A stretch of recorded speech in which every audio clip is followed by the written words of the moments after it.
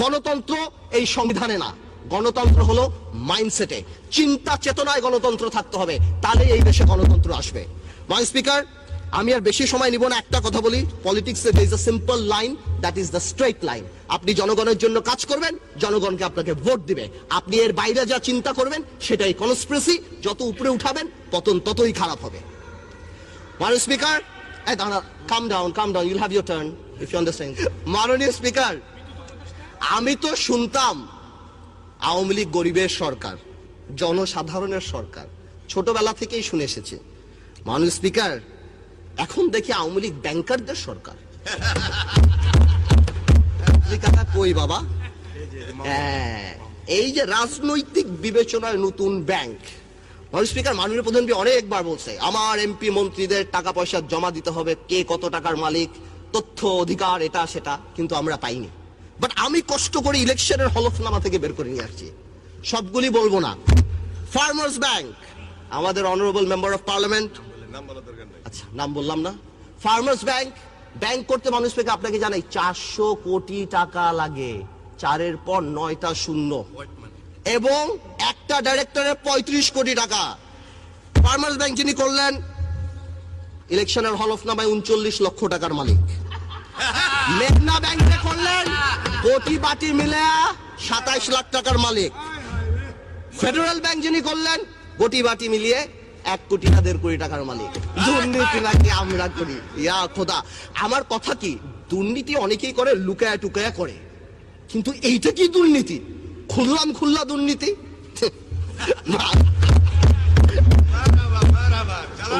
আপনাকে কিছু ডিজিটাল দুর্নীতির স্যাম্পল দিতে চাই। দুর্নীতির কথা স্টার্ট করলে শেয়ার মার্কেট নিয়ে কথা বলতে হয়, অর্থনীতি নিয়ে কথা বলতে হয়। স্পিকার, আজ থেকে ঠিক 1 বছর আগে এখানে দাঁড়িয়ে বলে গিয়েছিলাম দরবেশ তার মুরিদদের কথা শেয়ার মার্কেটের। সেই দরবেশের কথা এখন বাচ্চাও বাংলাদেশে কিন্তু বলতে পারে। সেই দরবেশের বিচার হয় নাই মাননীয় স্পিকার।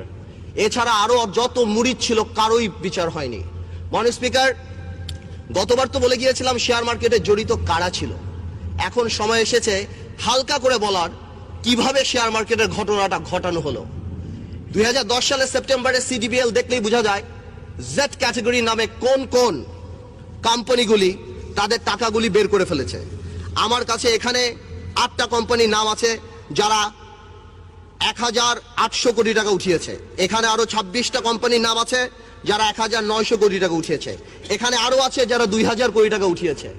মাননীয় স্পিকার, সংসদ বা আমাদের গভর্নমেন্ট থেকে, সরকার থেকে বলা হলো, রেগুলেটর লাগানো হলো, এটা লাগানো হলো, অনেক কিছুই দেখেছি আমরা। পরে আবার সিসিটিভি ক্যামেরাও লাগানো হলো। এই টিভি ক্যামেরাগুলি যদি এই কালপ্রিটদের বাড়ির সামনে লাগানো হতো তাহলে দেখা যেত এই টাকাগুলি কোথায় গিয়েছে। মাননীয় স্পিকার, একটা ইনভেস্টিগেশন কমিটি করা হলো, সেটা রিপোর্ট দেওয়া হলো। অর্থমন্ত্রী সুন্দর করে বললেন, these are mafia, we cannot speak, what a disgrace for the country. যা আমাদের অর্থমন্ত্রী বলে যে দিজ আর মাফিয়া। শেয়ার মার্কেটের আরো কিছু ঘটনা আপনাকে বলতে চাই। কয়েকদিন আগে পেপারে দেখলাম আমাদের বাংলাদেশ ব্যাংকের গভর্নর, কি নাম, ডক্টর আতিয়ার, তাকে ইন্দিরা গান্ধী অ্যাওয়ার্ড দেওয়া হচ্ছে। তাকে তো ধ্বংসাত্মক অ্যাওয়ার্ড দেওয়া উচিত শেয়ার মার্কেট ধ্বংস করার জন্য। যখন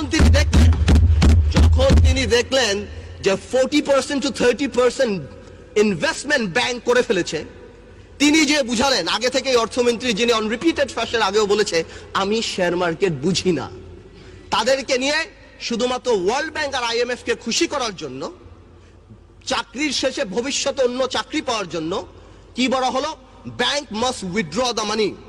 মাননীয় স্পিকার, 200 কিলোমিটার স্পিডের একটা গাড়ি যদি আপনি হঠাৎ ব্রেক করেন তাহলে কি হবে? যাত্রীরা নিহত হবে। এই বাংলাদেশের ব্যাংকের কিছু ব্যবসায়িক শকুনরা আর তাদের আশেপাশের কিছু ব্যবসায়ীরা এই শেয়ার মার্কেট থেকে টাকাটা নিয়ে আরম্ভ করলো।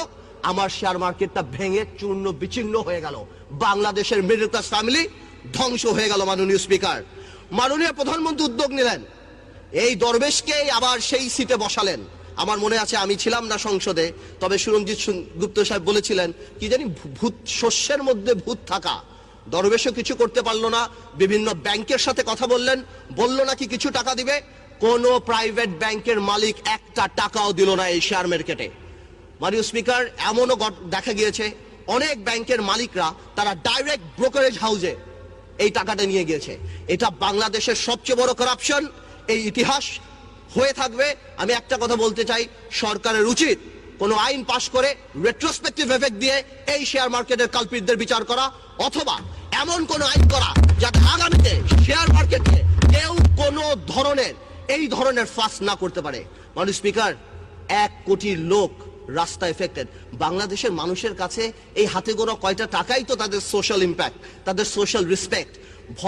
যাদেরকে আপনি দেখেন মাননীয় স্পিকার রাস্তায় দাঁড়িয়ে শেয়ার মার্কেটের জন্য চিল্লাচিল্লি করছে, তারা কিন্তু সর্বস্ব হারিয়েছে। আরো অনেক লোক আছে, আরো অনেক মা বোনেরা আছে, আরো অনেক মিশনে আমার আর্মি অফিসাররা আছে, আরো অনেক পুলিশের কর্মচারী আছে, সরকারি কর্মচারী আছে, যারা রাস্তায় লজ্জায় বের হতে পারে না।